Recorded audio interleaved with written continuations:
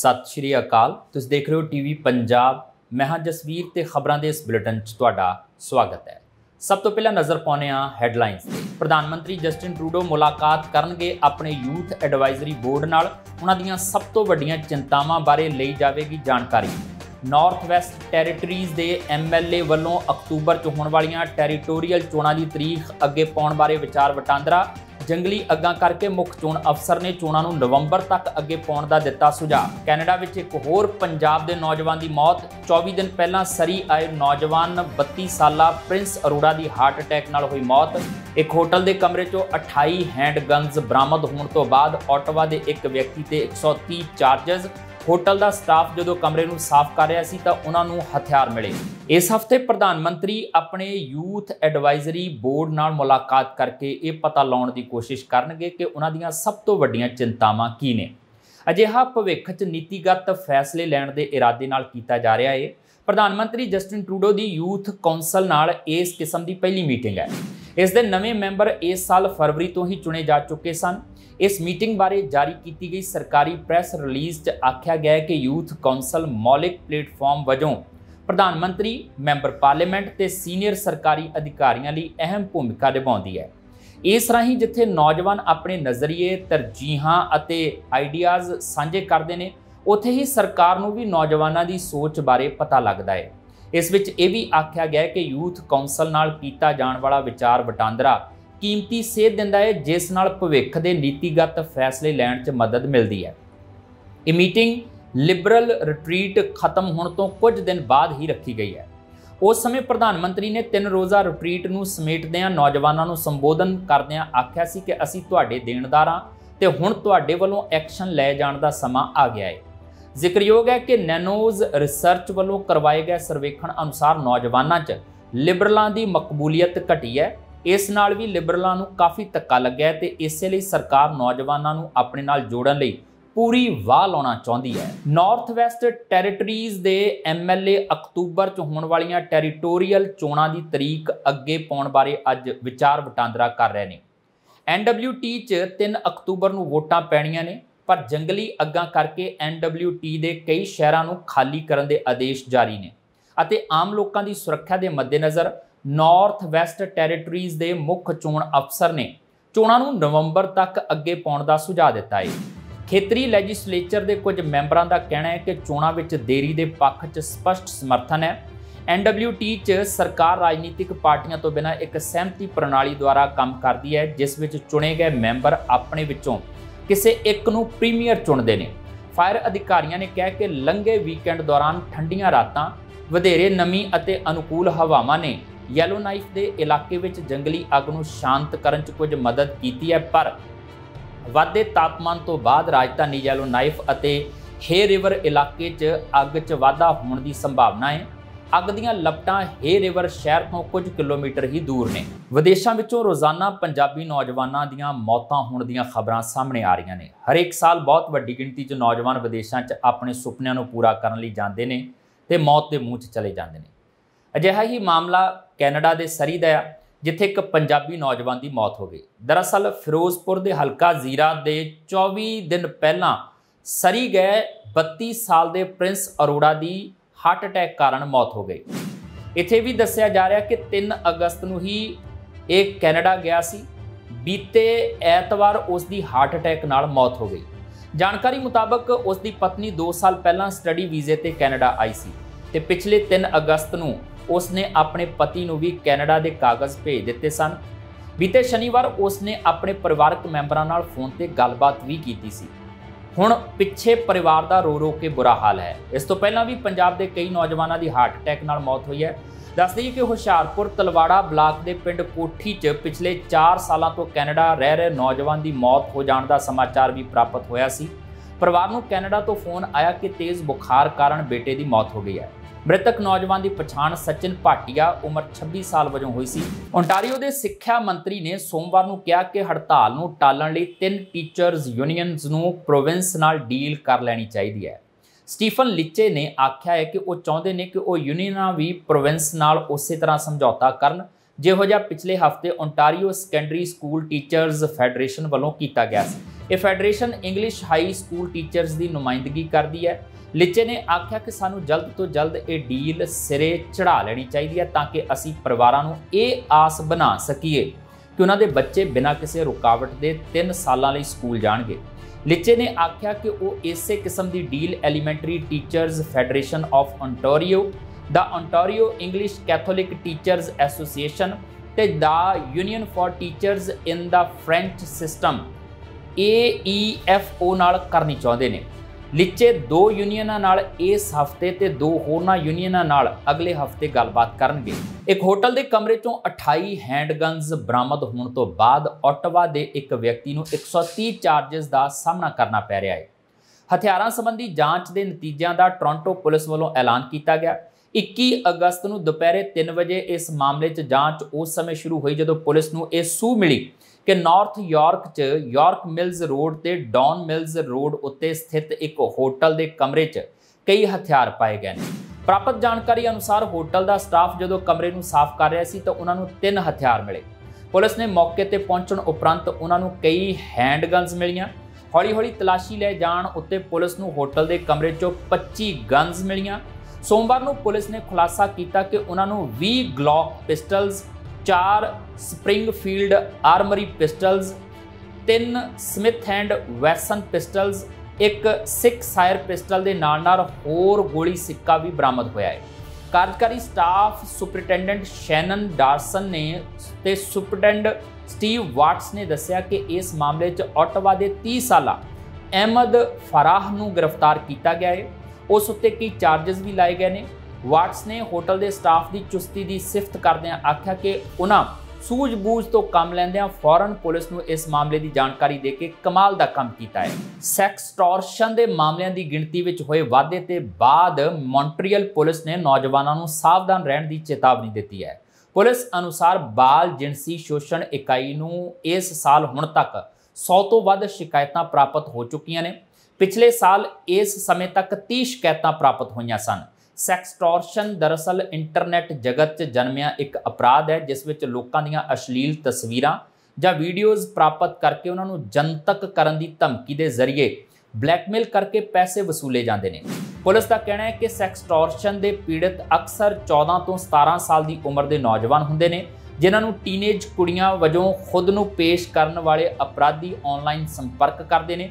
ਇਹ ਅਪਰਾਧੀ ਪਹਿਲਾਂ ਪੀੜਤ ਦਾ ਭਰੋਸਾ ਜਿੱਤਦੇ ਨੇ ਤੇ ਉਹਨਾਂ ਨੂੰ ਨਗਨ ਤਸਵੀਰਾਂ ਜਾਂ ਵੀਡੀਓਜ਼ ਲਈ ਮਨਾਉਂਦੇ ਨੇ ਤੇ ਬਾਅਦ 'ਚ ਬਲੈਕਮੇਲ ਕਰਦੇ ਨੇ। ਜੇ ਉਹਨਾਂ ਨੂੰ ਪੈਸੇ ਨਾ ਦਿੱਤੇ ਗਏ ਤਾਂ ਉਹ ਪੀੜਤਾਂ ਦੀਆਂ ਤਸਵੀਰਾਂ ਜਾਂ ਵੀਡੀਓਜ਼ ਨੂੰ ਉਹਨਾਂ ਦੇ ਪਰਿਵਾਰਾਂ ਜਾਂ ਦੋਸਤਾਂ ਨੂੰ ਭੇਜ ਦੇਣਗੇ। ਪੁਲਿਸ ਨੇ ਸੁਝਾਅ ਦਿੱਤਾ ਹੈ ਕਿ ਨੌਜਵਾਨਾਂ ਨੂੰ ਆਨਲਾਈਨ ਪਲੇਟਫਾਰਮਾਂ ਤੇ ਆਪਣੇ ਅਸਲ ਨਾਮ, ਅਸਲ ਉਮਰ, ਸ਼ਹਿਰ ਜਾਂ ਆਪਣੀਆਂ ਰੁਚੀਆਂ ਦਾ ਖੁਲਾਸਾ ਨਹੀਂ ਕਰਨਾ ਚਾਹੀਦਾ। ਪੁਲਿਸ ਨੇ ਲੋਕਾਂ ਨੂੰ ਕੈਮਰੇ ਸਾਹਮਣੇ ਕੱਪੜੇ ਨਾ ਉਤਾਰਨ ਲਈ ਵੀ ਆਗਾਹ ਕੀਤਾ ਹੈ। ਨਾਲ ਹੀ ਪੁਲਿਸ ਨੇ ਕਿਹਾ ਕਿ ਜੇਕਰ ਕਿਸੇ ਨੂੰ ਕੋਈ ਅਜਿਹਾ ਅਪਰਾਧੀ ਨਿਸ਼ਾਨਾ ਬਣਾਉਂਦਾ ਹੈ ਤਾਂ ਪੀੜਤ ਉਸ ਵਿਅਕਤੀ ਨਾਲ ਸੰਪਰਕ ਖਤਮ ਕਰਕੇ ਤੁਰੰਤ ਪੁਲਿਸ ਨੂੰ ਸੂਚਿਤ ਕਰੇ। ਮੌਂਟਰੀਅਲ ਪੁਲਿਸ ਦਾ ਕਹਿਣਾ ਹੈ ਕਿ 올ਡ ਮੌਂਟਰੀਅਲ 'ਚ ਅੱਗ ਲੱਗਣ ਦੇ ਸਥਾਨ ਤੋਂ ਐਕਸੀਲਰੈਂਟ ਦੇ ਨਿਸ਼ਾਨ ਮਿਲੇ ਨੇ ਜਿਸ ਵਿੱਚ 16 ਮਾਰਚ ਨੂੰ 7 ਲੋਕਾਂ ਦੀ ਮੌਤ ਹੋ ਗਈ ਸੀ। ਇਹ ਪੁਲਿਸ ਜਾਂਚ 'ਚ ਇੱਕ ਵੱਡਾ ਮੋੜ ਹੈ ਜੋ ਮਹੀਨਿਆਂ ਤੋਂ ਜਾਰੀ ਹੈ। ਮੌਂਟਰੀਅਲ ਪੁਲਿਸ ਦੇ ਇੰਸਪੈਕਟਰ ਡੇਵਿਡ ਸ਼ੇਨ ਨੇ ਸੋਮਵਾਰ ਦੁਪਹਿਰ ਨੂੰ ਪੁਸ਼ਟੀ ਕੀਤੀ ਕਿ ਜਾਂਚਕਰਤਾ ਹੁਣ ਪੁਸ਼ਟੀ ਕਰਦੇ ਨੇ ਕਿ ਇਹ ਦੁਰਘਟਨਾ ਨਹੀਂ ਸੀ।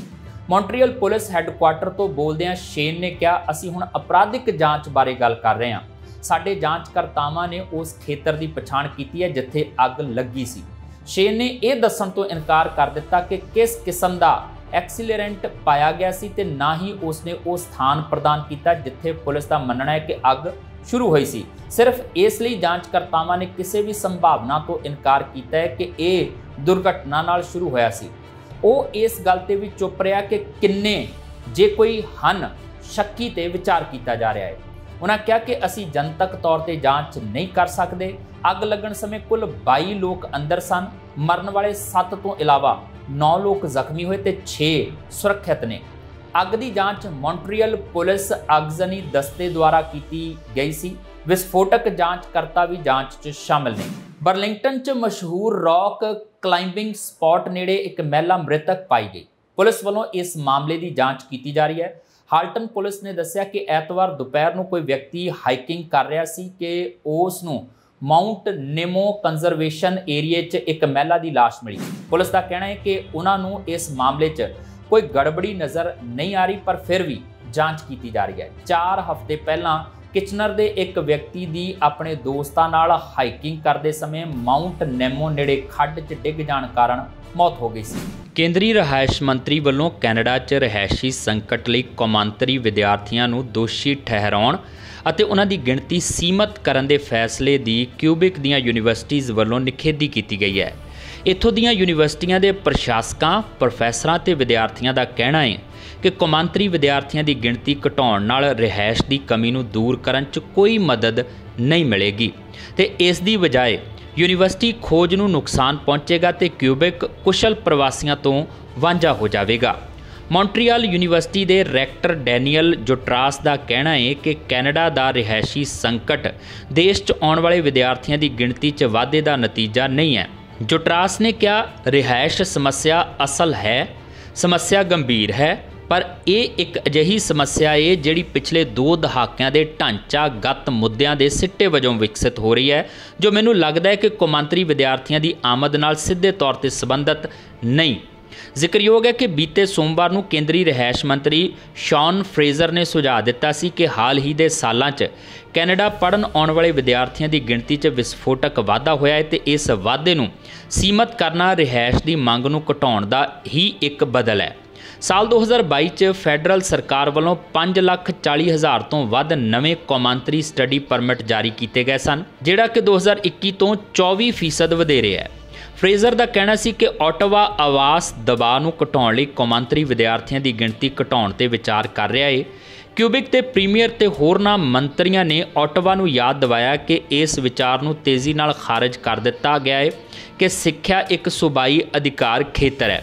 ਜੋਟਰਾਸ ਨੇ ਕਿਹਾ ਕਿ ਮੌਂਟਰੀਅਲ ਯੂਨੀਵਰਸਿਟੀ ਦੇ ਲਗਭਗ 42,000 ਵਿਦਿਆਰਥੀਆਂ ਚੋਂ ਲਗਭਗ 6,000 ਕੌਮਾਂਤਰੀ ਨੇ। ਉਹਨਾਂ ਕਿਹਾ ਕਿ ਮੈਨੂੰ ਨਹੀਂ ਲੱਗਦਾ ਕਿ ਇਹ ਗਿਣਤੀ ਸ਼ਹਿਰ ਦੇ ਆਵਾਸ ਬਾਜ਼ਾਰ ਨੂੰ ਪ੍ਰਭਾਵਿਤ ਕਰਨ ਲਈ ਕਾਫੀ ਹੈ।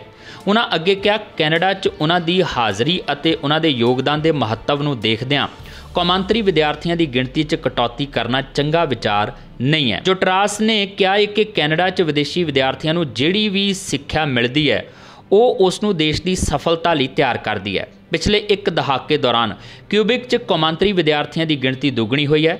ਦਸੰਬਰ 2022 ਤੱਕ ਕਿਊਬਿਕ ਦੀਆਂ ਯੂਨੀਵਰਸਿਟੀਜ਼ 'ਚ 58,675 ਕੌਮਾਂਤਰੀ ਵਿਦਿਆਰਥੀ ਸਨ, ਜਿਹੜੀ ਕਿ 1 ਸਾਲ ਪਹਿਲਾਂ ਦੀ ਤੁਲਨਾ 'ਚ 10,000 ਦਾ ਵਾਧਾ ਸੀ। ਉੱਥੇ ਹੀ ਹੋਰ 19,460 ਕੌਮਾਂਤਰੀ ਵਿਦਿਆਰਥੀ ਜਨਤਕ ਜੂਨੀਅਰ ਕਾਲਜਾਂ ਅਤੇ ਨਿੱਜੀ ਕੈਰੀਅਰ ਕਾਲਜਾਂ 'ਚ ਪੜ੍ਹਦੇ ਨੇ। ਮੈਕਗਿਲ ਯੂਨੀਵਰਸਿਟੀ 'ਚ ਕਾਨੂੰਨ ਅਤੇ ਰਾਜਨੀਤੀ ਵਿਗਿਆਨ ਦੇ ਪ੍ਰੋਫੈਸਰ ਵਿਕਟਰ ਮੁਨੀਜ਼ ਫਰੈਟੇਸੇਲੀ ਦਾ ਕਹਿਣਾ ਹੈ ਕਿ ਵਿਦੇਸ਼ੀ ਵਿਦਿਆਰਥੀਆਂ ਦੀ ਗਿਣਤੀ ਵਧਣ ਨਾਲ ਵੱਡੇ ਸ਼ਹਿਰਾਂ ਦੇ ਉਲਟ ਛੋਟੇ ਸ਼ਹਿਰਾਂ ਦੀ ਰਿਹਾਇਸ਼ ਤੇ ਅਸਰ ਪੈ ਸਕਦਾ ਹੈ। ਬ੍ਰਿਟਿਸ਼ ਕੋਲੰਬੀਆ ਦੇ ਓਕਾਨਾਗਨ ਖੇਤਰ ਲਈ ਜਾਰੀ ਕੀਤੇ ਗਏ ਨਿਕਾਸੀ ਹੁਕਮ ਅਤੇ ਕੇਲੋਨਾ ਸ਼ਹਿਰ ਦੀਆਂ ਸੀਮਾਵਾਂ ਅੰਦਰ ਲਾਗੂ ਕੀਤੀਆਂ ਯਾਤਰਾ ਪਾਬੰਦੀਆਂ ਨੂੰ ਹਟਾ ਦਿੱਤਾ ਗਿਆ ਹੈ। ਸੂਬੇ ਦੇ ਐਮਰਜੈਂਸੀ ਪ੍ਰਬੰਧਨ ਮੰਤਰੀ ਬੋਵਿਨ ਮਾ ਨੇ ਵੀਰਵਾਰ ਰਾਤੀ ਇੱਕ ਬਿਆਨ ਜਾਰੀ ਕਰਕੇ ਇਹ ਐਲਾਨ ਕੀਤਾ। ਸਰਕਾਰ ਵੱਲੋਂ ਇਹ ਫੈਸਲਾ ਇਸ ਹਫ਼ਤੇ ਪਏ ਮੀਂਹ ਕਾਰਨ ਜੰਗਲੀ ਅੱਗ ਦੀ ਰਫ਼ਤਾਰ ਦੇ ਰੁਕਣ ਕਾਰਨ ਲਿਆ ਗਿਆ ਹੈ। ਕੈਲੋਨਾ, ਪੈਂਟੀਕਟਨ, ਵਰਨੋਨ ਤੇ ਕੈਂਪਲੂਪਸ ਦੀਆਂ ਪਾਬੰਦੀਆਂ ਇਸੇ ਹਫ਼ਤੇ ਦੀ ਸ਼ੁਰੂਆਤ 'ਚ ਹਟਾ ਦਿੱਤੀਆਂ ਗਈਆਂ ਸਨ, ਜਿਹੜੀਆਂ ਕਿ ਬੀਤੀ 19 ਅਗਸਤ ਨੂੰ ਇਸ ਇਰਾਦੇ ਨਾਲ ਲਾਗੂ ਕੀਤੀਆਂ ਗਈਆਂ ਸਨ ਤਾਂ ਕਿ ਨਿਕਾਸੀ ਕਾਰਨ ਪ੍ਰਭਾਵਿਤ ਲੋਕਾਂ ਅਤੇ ਸੰਕਟਕਾਲੀਨ ਕਰਮਚਾਰੀਆਂ ਨੂੰ ਲੋੜੀਂਦੀ ਰਿਹਾਇਸ਼ ਮਿਲ ਸਕੇ। ਹਾਲਾਂਕਿ ਪ੍ਰਸ਼ਾਸਨਿਕ ਅਧਿਕਾਰੀਆਂ ਦਾ ਕਹਿਣਾ ਹੈ ਕਿ ਪੱਛਮੀ ਕੈਲੋਨਾ, ਵੈਸਟ ਬੈਂਕ, ਫਰਸਟ ਨੇਸ਼ਨਜ਼ ਅਤੇ ਲੇਕ ਕੰਟਰੀ ਦੇ ਕੁਝ ਹਿੱਸਿਆਂ 'ਚ ਨਿਕਾਸੀ ਦੇ ਹੁਕਮ ਅਜੇ ਵੀ ਪ੍ਰਭਾਵੀ ਤੌਰ ਤੇ ਲਾਗੂ ਨੇ। ਐਮਰਜੈਂਸੀ ਆਪਰੇਸ਼ਨ ਸੈਂਟਰ ਦਾ ਕਹਿਣਾ ਹੈ ਕਿ ਵਾਪਸ ਪਰਤਣ ਵਾਲੇ ਨਿਵਾਸੀਆਂ ਨੂੰ ਸੁਰੱਖਿਅਤ ਵਾਪਸੀ ਲਈ ਵਿਆਪਕ ਗਾਈਡਲਾਈਨਸ ਦੀ ਪਾਲਣਾ ਕਰਨੀ ਚਾਹੀਦੀ ਹੈ, ਜਿਸ 'ਚ ਪਾਲਤੂ ਜਾਨਵਰਾਂ, ਬੀਮਾ ਅਤੇ ਮਾਨਸਿਕ ਸਿਹਤ ਸਹਾਇਤਾ ਨਾਲ ਜੁੜੇ ਮੁੱਦਿਆਂ ਲਈ ਉਚਿਤ ਪ੍ਰਕਿਰਿਆਵਾਂ ਸ਼ਾਮਿਲ ਨੇ। ਇਸ ਦੇ ਨਾਲ ਹੀ ਅਧਿਕਾਰੀਆਂ ਨੇ ਇਹ ਚੇਤਾਵਨੀ ਵੀ ਦਿੱਤੀ ਹੈ ਕਿ ਵਾਪਸ ਪਰਤਣ ਵਾਲੇ ਨਿਵਾਸੀਆਂ ਨੂੰ ਜੰਗਲ ਦੀ ਅੱਗ ਮਗਰੋਂ ਬਹੁਤ ਸਾਰੇ ਖਤਰਿਆਂ ਦਾ ਸਾਹਮਣਾ ਕਰਨਾ ਪੈ ਸਕਦਾ ਹੈ, ਜਿਨ੍ਹਾਂ 'ਚ ਨੁਕਸਾਨੇ ਗਏ ਦਰਖਤ ਮੁੱਖ ਤੌਰ ਤੇ ਸ਼ਾਮਲ ਨੇ। ਉਧਰ ਬ੍ਰਿਟਿਸ਼ ਕੋਲੰਬੀਆ ਦੇ ਕਈ ਹੋਰਨਾਂ ਖੇਤਰਾਂ 'ਚ ਜੰਗਲੀ ਅੱਗ ਭੜਕ ਰਹੀ ਹੈ, ਜਿਨ੍ਹਾਂ 'ਚ ਲਿਟਨ ਦੇ ਨੇੜੇ ਸਟੀਨ ਮਾਊਂਟੇਨ ਬਲੇਜ਼ ਵੀ ਸ਼ਾਮਲ ਹੈ। ਇਸ ਅੱਗ ਨੇ ਹੁਣ ਤੱਕ 33 ਵਰਗ ਕਿਲੋਮੀਟਰ ਨੂੰ ਆਪਣੀ ਲਪੇਟ 'ਚ ਲੈ ਲਿਆ ਹੈ। ਲਗਾਤਾਰ ਵਧ ਰਹੀ ਇਸ ਅੱਗ ਤੋਂ ਪੈਦਾ ਹੋਏ ਖਤਰੇ ਕਾਰਨ ਥੌਮਸਨ ਨਿਕੋਲਾ ਖੇਤਰੀ ਜ਼ਿਲ੍ਹੇ ਦੇ ਕੁਝ ਇਲਾਕਿਆਂ 'ਚ ਪ੍ਰਸ਼ਾਸਨ ਨੇ ਨਿਕਾਸੀ ਦੇ ਹੁਕਮ ਜਾਰੀ ਕੀਤੇ ਨੇ। ਦੱਸ ਦਈਏ ਕਿ ਇਸ ਸਮੇਂ ਬ੍ਰਿਟਿਸ਼ ਕੋਲੰਬੀਆ 'ਚ ਕਰੀਬ 370 ਦੇ ਕਰੀਬ ਥਾਵਾਂ ਤੇ ਸਰਗਰਮ ਜੰਗਲੀ ਅੱਗ ਮੌਜੂਦ ਹੈ, ਜਿਨ੍ਹਾਂ 'ਚੋਂ 150 ਨੂੰ ਕਾਬੂ ਤੋਂ ਬਾਹਰ ਸ਼੍ਰੇਣੀਬੱਧ ਕੀਤਾ ਗਿਆ ਹੈ। ਇੰਨਾ ਹੀ ਨਹੀਂ, ਹੁਣ ਤੱਕ ਅੱਗ ਕਾਰਨ ਬ੍ਰਿਟਿਸ਼ ਕੋਲੰਬੀਆ 'ਚ 18,000 ਵਰਗ ਕਿਲੋਮੀਟਰ ਝੁਲਸ ਗਿਆ ਹੈ, ਜਿਸ 'ਚ 71% ਅੱਗ ਬਿਜਲੀ ਦੇ ਕਾਰਨ ਲੱਗੀ ਤੇ 23% ਅੱਗ ਲੋਕਾਂ ਵੱਲੋਂ ਲਾਈ ਗਈ ਸੀ। ਕੰਜ਼ਰਵੇਟਿਵ ਲੀਡਰ ਪੀਅਰ ਪੋਲੀਏਵਰ ਨੇ ਪ੍ਰਧਾਨ ਮੰਤਰੀ ਜਸਟਿਨ ਟਰੂਡੋ ਨੂੰ ਹਾਊਸਿੰਗ ਸੰਕਟ ਨਾਲ ਨਜਿੱਠਣ ਲਈ ਤੁਰੰਤ house of Commons the session ਸ਼ੁਰੂ ਕਰਨ ਦੀ ਮੰਗ ਕੀਤੀ ਹੈ। ਸ਼ਾਰਲਟ ਟਾਊਨ 'ਚ ਚੱਲੀ 3 ਰੋਜ਼ਾ ਲਿਬਰਲ ਕੈਬਨਿਟ ਰਿਟਰੀਟ ਦੀ ਸਮਾਪਤੀ ਤੋਂ ਬਾਅਦ ਪੋਲੀਏਵਰ ਨੇ ਇਹ ਮੰਗ ਕੀਤੀ ਹੈ। ਟਰੂਡੋ ਤੇ ਤੰਜ਼ ਕੱਸਦਿਆਂ ਪੋਲੀਏਵਰ ਨੇ ਕਿਹਾ ਕਿ ਛੁੱਟੀਆਂ ਖਤਮ ਹੋ ਗਈਆਂ ਨੇ ਤੇ ਹੁਣ ਹਾਊਸ ਆਫ ਕਾਮਨਜ਼ ਦੀ ਕਾਰਵਾਈ ਦੁਬਾਰਾ ਸ਼ੁਰੂ ਕਰਨ ਦਾ ਸਮਾਂ ਹੈ ਤਾਂ ਕਿ ਕੈਨੇਡੀਅਨਜ਼ ਨੂੰ ਘਰ ਦਿੱਤਾ ਜਾ ਸਕੇ। ਉਂਝ ਹਾਊਸ ਦਾ ਸੈਸ਼ਨ 18 ਸਤੰਬਰ ਨੂੰ ਸ਼ੁਰੂ ਹੋਣਾ ਨਿਰਧਾਰਤ ਹੈ, ਪਰ ਟਰੂਡੋ ਇਸ ਨੂੰ ਪਹਿਲਾਂ ਵੀ ਬੁਲਾ ਸਕਦੇ ਨੇ। ਕੰਜ਼ਰਵੇਟਿਵ ਲੀਡਰ ਨੇ ਹਾਊਸਿੰਗ ਸੰਕਟ ਲਈ ਟਰੂਡੋ ਨੂੰ ਜ਼ਿੰਮੇਵਾਰ ਦੱਸਦਿਆਂ ਕਿਹਾ ਕਿ ਕੰਜ਼ਰਵੇਟਿਵ ਪਾਰਟੀ ਕੋਲ ਮੌਰਗੇਜ ਤੇ ਵਿਆਜ ਦਰਾਂ ਘਟਾਉਣ ਲਈ ਬਜਟ ਨੂੰ ਸੰਤੁਲਿਤ ਕਰਨ ਬਾਬਤ ਬਿਹਤਰ ਨੀਤੀਆਂ ਨੇ। ਬੈਂਕ ਆਫ ਕੈਨੇਡਾ ਨੇ ਜੁਲਾਈ 'ਚ ਕਿਹਾ ਸੀ ਕਿ ਤਕਰੀਬਨ 1/3 ਮੌਰਗੇਜ ਧਾਰਕ ਵਿਆਜ ਦਰ ਵਾਧਿਆਂ ਤੋਂ ਸਿੱਧੇ ਤੌਰ ਤੇ ਪ੍ਰਭਾਵਿਤ ਹੋਏ ਨੇ। ਪਿਛਲੇ ਸਾਲ ਦੀ ਤੁਲਨਾ 'ਚ ਜੁਲਾਈ ਦੌਰਾਨ ਮੌਰਗੇਜ ਵਿਆਜ ਦਰ 'ਚ 30.6% ਵਾਧਾ ਹੋਇਆ ਹੈ। ਮੁਲਕ ਦੀ ਮਹਿੰਗਾਈ ਦਰ ਨੂੰ ਉੱਪਰ ਧੱਕਣ ਦਾ ਇਹ ਸਭ ਤੋਂ ਵੱਡਾ ਕਾਰਨ ਸੀ। ਟਰੂਡੋ ਨੇ ਬੁੱਧਵਾਰ ਨੂੰ ਕਿਹਾ ਕਿ ਹਾਊਸਿੰਗ ਸੰਕਟ ਦੇ ਹੱਲ ਲਈ ਕੋਈ ਰਾਮਬਾਣ ਨਹੀਂ ਹੈ ਤੇ ਸਰਕਾਰ ਸੂਬਿਆਂ, ਮਿਊਨਿਸਪੈਲਿਟੀਆਂ, ਪ੍ਰਾਈਵੇਟ ਸੈਕਟਰ ਅਤੇ ਨਾਨ ਪ੍ਰੋਫਿਟ ਸੈਕਟਰ ਨਾਲ ਮਿਲ ਕੇ ਕੰਮ ਕਰਨ ਤੇ ਫੋਕਸ ਕਰ ਰਹੀ ਹੈ। ਟਰੂਡੋ ਨੇ ਕਿਹਾ ਕਿ ਉਹਨਾਂ ਦੀ ਸਰਕਾਰ ਵਧੇਰੇ ਘਰ ਬਣਾਉਣ ਤੇ ਕੇਂਦਰਿਤ ਹੈ ਤੇ ਦਾਅਵਾ ਕਰਦੇ ਹਨ ਕਿ ਉਹ ਅਗਲੇ ਦਹਾਕੇ ਦੌਰਾਨ ਨਵੇਂ ਮਕਾਨਾਂ ਦੀ ਉਸਾਰੀ ਨੂੰ ਦੁੱਗਣਾ ਕਰਨ ਦੇ ਰਾਹ ਤੇ ਨੇ। Canada mortgage and housing corporation ਦੇ ਅਨੁਸਾਰ ਹਾਊਸਿੰਗ ਸੰਕਟ ਨਾਲ ਨਜਿੱਠਣ ਲਈ ਕੈਨੇਡਾ ਨੂੰ 2030 ਤੱਕ 5.8 ਮਿਲੀਅਨ ਨਵੇਂ ਘਰ ਬਣਾਉਣ ਦੀ ਲੋੜ ਹੈ, ਜਿਸ ਵਿੱਚ 20 ਲੱਖ ਰੈਂਟਲ ਯੂਨਿਟ ਸ਼ਾਮਲ ਨੇ। ਐਨਡੀਪੀ ਲੀਡਰ ਜਗਮੀਤ ਸਿੰਘ ਨੇ ਬੁੱਧਵਾਰ ਨੂੰ ਪੱਤਰਕਾਰਾਂ ਨੂੰ ਦੱਸਿਆ ਕਿ ਉਹਨਾਂ ਦੀ ਪਾਰਟੀ ਹਾਊਸਿੰਗ ਸੰਕਟ ਤੇ ਚਰਚਾ ਕਰਨ ਲਈ ਕਿਸੇ ਵੀ ਸਮੇਂ ਸਦਨ 'ਚ ਵਾਪਸੀ ਲਈ ਤਿਆਰ ਹੈ। ਜਗਮੀਤ ਸਿੰਘ ਨੇ ਕਿਹਾ ਕਿ ਪੋਲੀਏਵਰ ਮਿਊਨਿਸਪੈਲਿਟੀਆਂ ਨੂੰ ਦੋਸ਼ੀ ਠਹਿਰਾਉਂਦੇ ਰਹਿੰਦੇ ਨੇ ਤੇ ਜਸਟਿਨ ਟਰੂਡੋ ਦੂਸਰਿਆਂ ਤੇ ਇਲਜ਼ਾਮ ਦਿੰਦੇ ਨੇ। ਉਹਨਾਂ ਕਿਹਾ ਕਿ ਐਨਡੀਪੀ ਇਸ ਗੱਲ ਤੇ ਕੇਂਦਰਿਤ ਹੈ ਕਿ ਸਾਨੂੰ ਹੋਰ ਘਰ ਬਣਾਉਣੇ ਚਾਹੀਦੇ ਨੇ। ਇਹ ਸਨ ਹੁਣ ਤੱਕ ਦੀਆਂ ਖਬਰਾਂ ਤੇ ਇਸ ਦੇ ਨਾਲ ਹੀ ਆਪਣੇ ਜਸਵੀਰ ਨੂੰ ਦਿਓ ਇਜਾਜ਼ਤ। ਦੇਖਦੇ ਰਹੋ ਟੀਵੀ ਪੰਜਾਬ। ਪ੍ਰਧਾਨ ਮੰਤਰੀ ਜਸਟਿਨ ਟਰੂਡੋ ਮੁਲਾਕਾਤ ਕਰਨਗੇ ਆਪਣੇ ਯੂਥ ਐਡਵਾਈਜ਼ਰੀ ਬੋਰਡ ਨਾਲ। ਉਹਨਾਂ ਦੀਆਂ ਸਭ ਤੋਂ ਵੱਡੀਆਂ ਚਿੰਤਾਵਾਂ ਬਾਰੇ ਲਈ ਜਾਵੇਗੀ ਜਾਣਕਾਰੀ। ਨਾਰਥ ਵੈਸਟ ਟੈਰੀਟਰੀਜ਼ ਦੇ ਐਮਐਲਏ ਵੱਲੋਂ ਅਕਤੂਬਰ 'ਚ ਹੋਣ ਵਾਲੀਆਂ ਟੈਰੀਟੋਰੀਅਲ ਚੋਣਾਂ ਦੀ ਤਰੀਕ ਅੱਗੇ ਪਾਉਣ ਬਾਰੇ ਵਿਚਾਰ ਵਟਾਂਦਰਾ। ਜੰਗਲੀ ਅੱਗਾਂ ਕਰਕੇ ਮੁੱਖ ਚੋਣ ਅਫਸਰ ਨੇ ਚੋਣਾਂ ਨੂੰ ਨਵੰਬਰ ਤੱਕ ਅੱਗੇ ਪਾਉਣ ਦਾ ਦਿੱਤਾ ਸੁਝਾਅ। ਕੈਨੇਡਾ ਵਿੱਚ ਇੱਕ ਹੋਰ ਪੰਜਾਬ ਦੇ ਨੌਜਵਾਨ ਦੀ ਮੌਤ। 24 ਦਿਨ ਪਹਿਲਾਂ ਸਰੀ ਆਏ ਨੌਜਵਾਨ 32 ਸਾਲਾ ਪ੍ਰਿੰਸ ਅਰੋੜਾ ਦੀ ਹਾਰਟ ਅਟੈਕ ਨਾਲ ਹੋਈ ਮੌਤ। ਇੱਕ ਹੋਟਲ ਦੇ ਕਮਰੇ 'ਚੋਂ 28 ਹੈਂਡ ਗਨਜ਼ ਬਰਾਮਦ ਹੋਣ ਤੋਂ ਬਾਅਦ ਓਟਾਵਾ ਦੇ ਇੱਕ ਵਿਅਕਤੀ ਤੇ 130 ਚਾਰਜਸ। ਹੋਟਲ ਦਾ ਸਟਾਫ ਜਦੋਂ ਕਮਰੇ ਨੂੰ ਸਾਫ਼ ਕਰ ਰਿਹਾ ਸੀ ਤਾਂ ਉਹਨਾਂ ਨੂੰ ਹਥਿਆਰ ਮਿਲੇ।